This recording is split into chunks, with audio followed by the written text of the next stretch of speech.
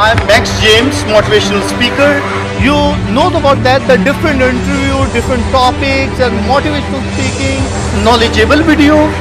You know, everything you get from our channel. हमारे channel पर आपको बहुत सारी चीजें मिलेंगी. Mostly for the youth, you get all the topic and get from motivation from our channel.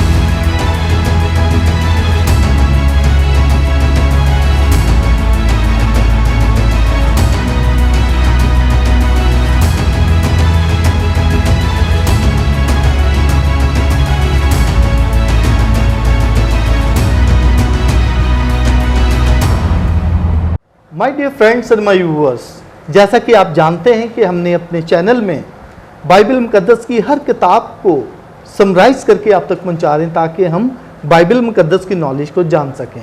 इसमें खुदा के खादिम, ब्रदर्स, फादर्स, सिस्टर्स, पास्टर्स इसमें हमारे साथ शामिल होते हैं ताकि आप तक नॉलेज पहुंचाई जाए, ताकि आप जान सकें कि समराइज़ में क्या है। ये पाकिस्तान में पहली दफ़ा ये उर्दू ट्रांसलेशन में ये वीडियो बनाई गई ताकि आपको समराइज़ जो हर किताब को आप तक पहुंचा रहे हैं, इसको जानेंगे कि आपको 10 से 15 मिनट में आपको उस तमाम बाइबल की हर किताब के बारे में नॉलेज मिल सकती है। और आज जिस किताब के बारे में हम जानने को हैं या करने को हैं वो नए अहदनामे की जो किताब है, करंथस की कलीसिया के बारे में, पहला करंथियों उसके बारे में है। और इसको जो बयान करने को है वो हमारे साथ ब्रदर आसिफ मकबूल इसको बयान करेंगे। इससे पहले कि वो बयान करें, मैं आपको बता दूं कि बाइबल मुकद्दस की नॉलेज को अगर आप जानना चाहते हैं तो हमारे चैनल में ज़रूर रुजू करें, देखें और इसको समराइज़ करें और शेयर करें ताकि ज़्यादा से ज़्यादा लोगों को नॉलेज मिल सके। अभी मैं आपको ब्रदर से मिलवाता हूँ जो कि इसको शेयर करने को है, brother Asif Maqbool. Welcome with us brother ji. Thank you chief brother ji, सबसे पहले तो मैं आपसे ये कहता हूँ करंथस की कलीसिया के बारे में। जी, करंथस की कलीसिया जैसे मुकद्दस पौलुस रसूल का जो महवर और मरकज़ हैं, क्योंकि वहाँ पर उन्होंने बहुत ज़्यादा जो अपना वक्त गुजारते हैं वहाँ पर कलीसिया को कवानीन देते हैं ताकि उनकी रहनुमाई कर सकें।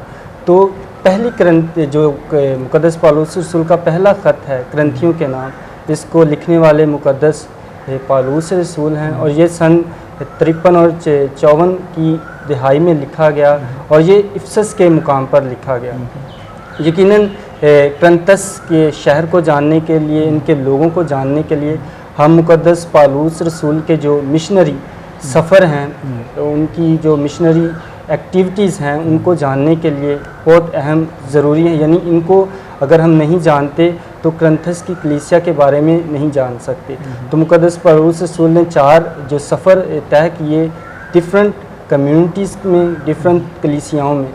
इसी तरह जब वो अपना सेकंड यानी दूसरा मिशनरी सफ़र तय करते हैं तो वो सिसिलिया से होते हुए फिलिपी आते हैं। फिलिपिया से फिर आस्ता आस्ता वो होते हुए एथेंस में आते हैं जहाँ पर वो अननोन गॉड की बात करते हैं। और इसके साथ साथ इनके जो कंपेनियन होते हैं वो सिलास होते हैं और फिर इनको जो तीमुथियुस है वो भी ज्वाइन करता है। फिर एथेंस से होते हुए वो सफ़र करके कुछ 53 माइल्स का सफ़र तय करते हैं और करंथस की जो शहर है वहाँ पर अपनी खिदमत सर अंजाम देते हैं।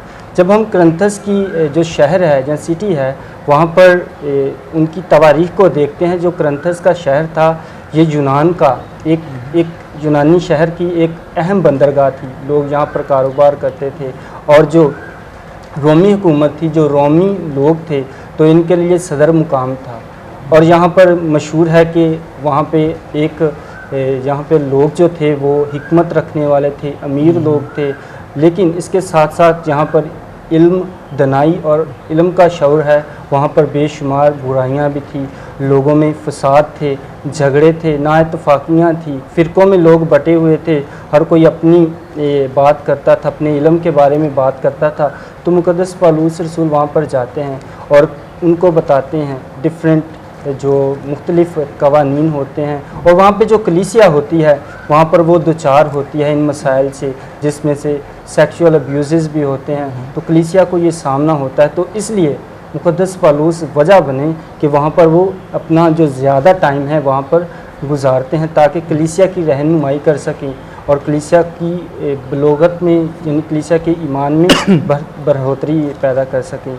और इसके साथ साथ हमें क्रंथियों के जो पहला ख़त है, इसमें बेशुमार कवानीन और तालीम, मसीही के तालीम हमें मिलती हैं, जिनमें से सबसे पहले जो मैं देखता हूँ कि थी लोगों में, क्योंकि लोग फ़िरक़ों में बढ़ चुके थे, हर कोई अपने इल्म की बात करता था, हर कोई किसी को अपने आप की फ़िक्र थी।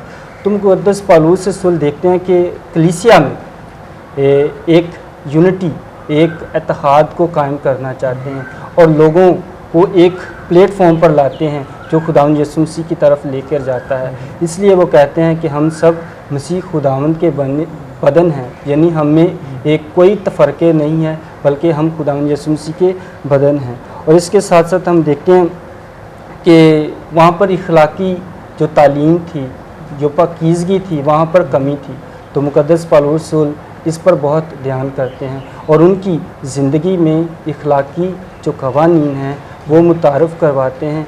दुआया ज़िंदगी में भी हम देखते हैं कि वो उनको जिस तरह वो बात करते हैं कि जो मर्द हैं वो सर ढाँप कर ये दुआ नहीं कर सकते और इनके लिए ये ज़रूरी है कि वो सर ढाँप के ना दुआ करें, सर ढाँप कर ना दुआ करें, बल्कि बगैर दुपट्टे के, इस तरह चादर के, यानी और इस तरह औरतों के लिए भी ये लाजमी है कि वो बगैर दुपट्टा लेकर दुआ करें, चादर लेकर दुआ करें। ये वो कवानीन थे जब मुक़द्दस पौलुस रसूल ने उनको लोगों को बताए। और इसके साथ साथ देखते हैं कि जो अहम पहलू है मुक़द्दस पौलुस रसूल का, जब वो जाते हैं तो वो खुदावंद यीशु मसीह की मुनादी के बारे में बात करते हैं, खुदावंद यीशु मसीह के मौत के बारे में, यानी और क़यामत के बारे में बताते हैं कि किस तरह खुदावंद यीशु मसीह ने दुख उठाया, किस तरह वो सलीब पर लटकाया गया और किस तरह वो मुर्दों में से जी उठा।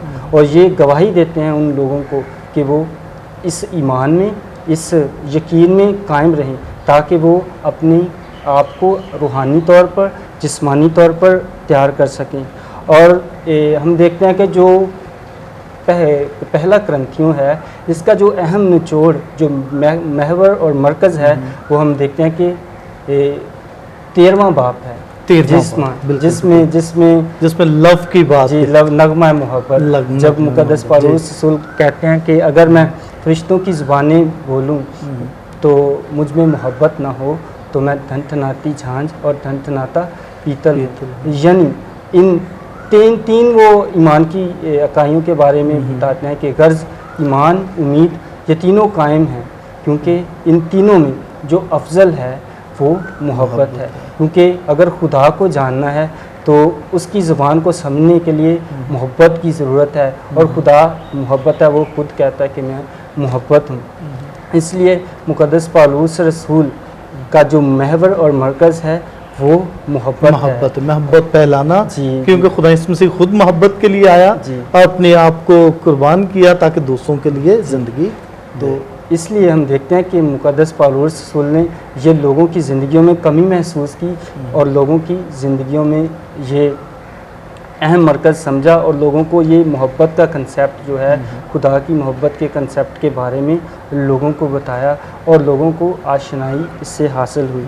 और जब हम मुक़द्दस पौलुस रसूल के दूसरे करंथियों की बात करते हैं तो ये भी मुक़द्दस पौलुस रसूल ने लिखा, ये तकरीबन सन जो 55 और 56 की दिहाई के दरमियान लिखा गया और इसका भी मुकाम अलग था।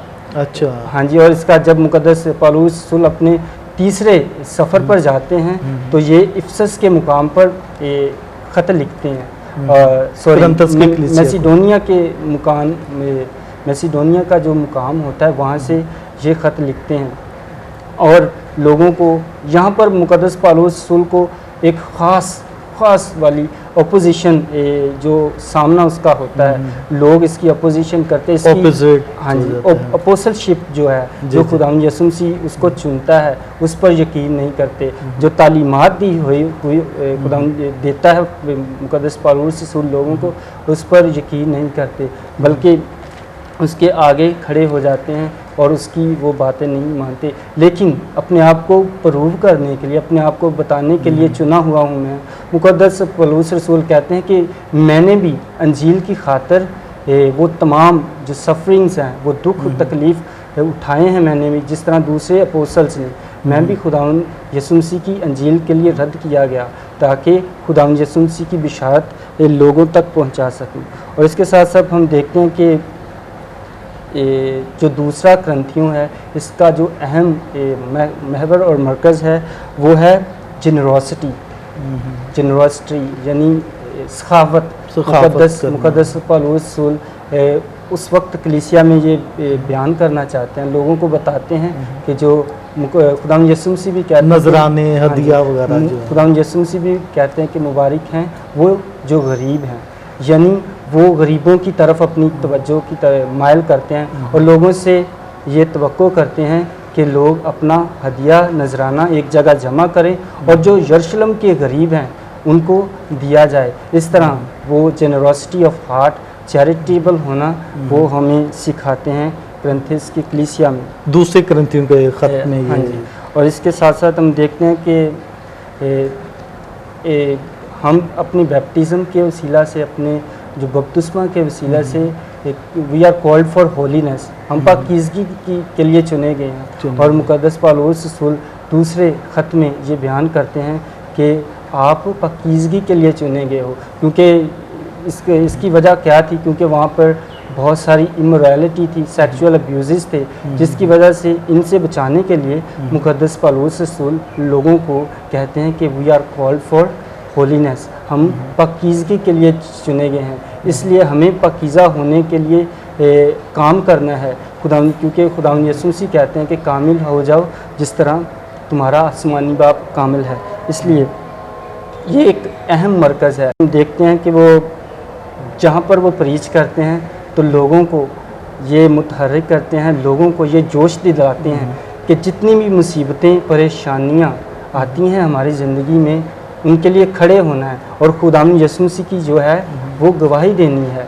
अगर ज़िंदगी में अप्स एंड डाउन्स आएँ तो आपको उन पर खड़ा होना है और कायम रहना है और सीधा सीधा चलते जाना है। इसलिए वो चर्च को एक मुतहर्रिक करता है, एक नया जोश और वलवला देता है कि अगर ये मुसीबतें आएँ भी तो आपको इन पर स्टैंड लेने की ज़रूरत है, आपको इन पर खड़ा होने की ज़रूरत है। और अगर जब हम इसके लास्ट चैप्टर पर आते हैं, मुक़द्दस पौलुस रसूल का जो दूसरा खत ग्रंथियों के नाम है, तो लास्ट पे मुक़द्दस पौलुस रसूल बड़े ही प्यारी दुआ करते हैं अपने लोगों के लिए उस वक्त के जो कलीसिया में। तो मुक़द्दस पौलुस वैसे भी बार बार कहते हैं कि खुश रहो, फिर कहता हूँ खुश रहो, और लास्ट पर वो आते हुए ये दुआ करते हैं कि खुश रहो, कामिल बनो, तसल्ली पाओ, यक दिल रहो, मेल मराब रखो और सलामती का खुदा तुम्हारे साथ होगा। यानी ये दुआ लोगों के लिए छोड़ते हैं और कहते हैं कि आपस में सलामती का, प्यार का बोसा लिया करो। तो मैं समझता हूँ कि ये जो तालीमात हैं मुक़द्दस पौलुस की, जो तालीमात उस वक्त भी ये बहुत ज़रूरी थी और आज के दौर में भी जब हम देखते हैं तो इनकी अशद ज़रूरत है। जब मुआशरा मोहब्बत से भटक चुका है तो एक दूसरे को आपस में एक साथ लाने की ज़रूरत है। तो वो अहम जो पॉइंट है वो है मोहब्बत। हम मोहब्बत के बगैर कुछ नहीं कर सके, मोहब्बत ही है जो हमें एक दूसरे से मिलाती है। तो इस पहलू को मद्देनज़र रखते हुए हमें एक दूसरे से मोहब्बत करनी चाहिए, क्योंकि खुदा मोहब्बत। थैंक यू ब्रदर, बहुत अच्छा आपने मैसेज दिया। My dear friends and my viewers, जैसा कि आपने देखा ब्रदर आसिफ मकबूल ने बहुत ही ऐसन अंदाज में ये मैसेज दिया, पहला ग्रंथियों और दूसरे ग्रंथियों के बारे में बहुत ही अच्छा बयान किया है। इसको हम जान सकते हैं, पहचान सकते हैं कि ये अगर हमारी ज़िंदगियों में आ जाए तो ये बहुत ही अच्छा हो सकता है। Okay my dear, thank you so much, God bless you, thank you brother. Thank you sir.